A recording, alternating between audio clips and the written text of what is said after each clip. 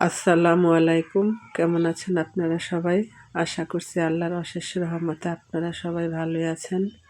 আলহামদুলিল্লাহ, আল্লাহ তাআলা আমাদেরকেও ভালো রেখেছে।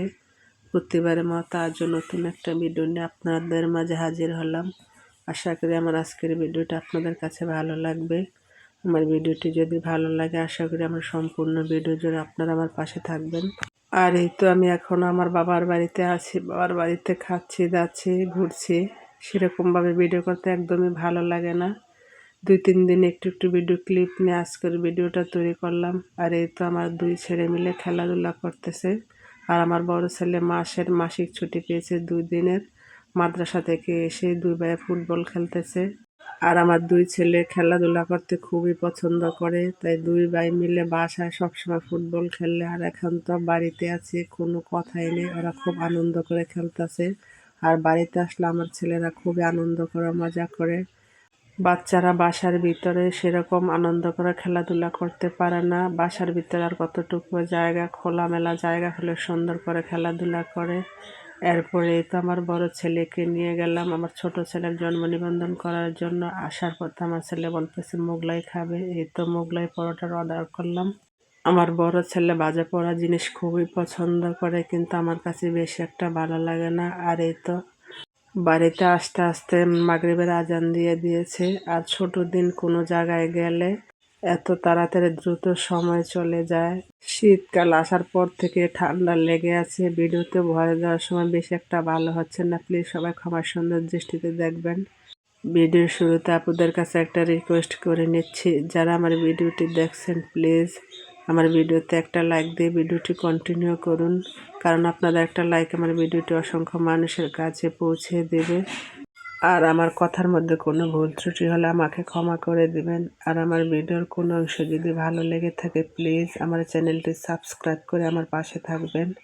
সাথে থাকা বেল বাটনটি ক্লিক করে অল অপশনটি সিলেক্ট করে রাখবেন।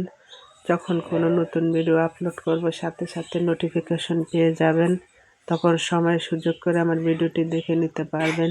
আর যারা অলরেডি কাজটি করে নিয়েছেন সবাইকে অসংখ্য ধন্যবাদ। আর এই তো সকালবেলা ঘুম থেকে উঠেই বাফা পিঠা বানানোর জন্য বাফা পিঠার গুঁড়িগুলোকে আমি সুন্দর করে প্রসেস দিয়েছি। আর আমার ছোট বোন বানাচ্ছে। আর এদিকে আমার মা হাঁসের মাংসগুলোকে সব মশলা একসাথে করে মাখিয়ে বসে দিয়েছে। আর এইদিকে আমি চুলার পরে বসে মাংসগুলো লাড়ছি। আর আমার ছোট বোন পিঠাগুলো বানাচ্ছে।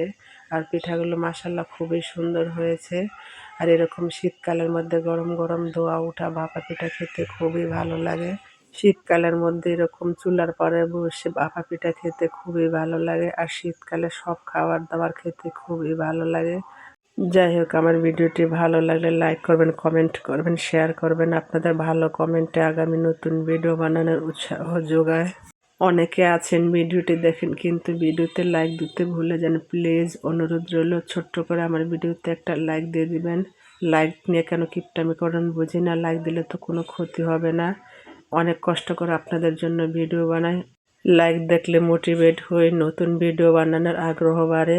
একটা ভিডিও বানাতে কতটা কষ্ট হয় যারা ভিডিও বানান তারা তো অন্তত পক্ষে জানেন। তাই আমার কষ্টের কথা বিবেচনা করে আমার পুরো ভিডিওর অংশ জুড়ে থাকবেন, কি ভিডিওটি টেনে টেনে দেখবেন না।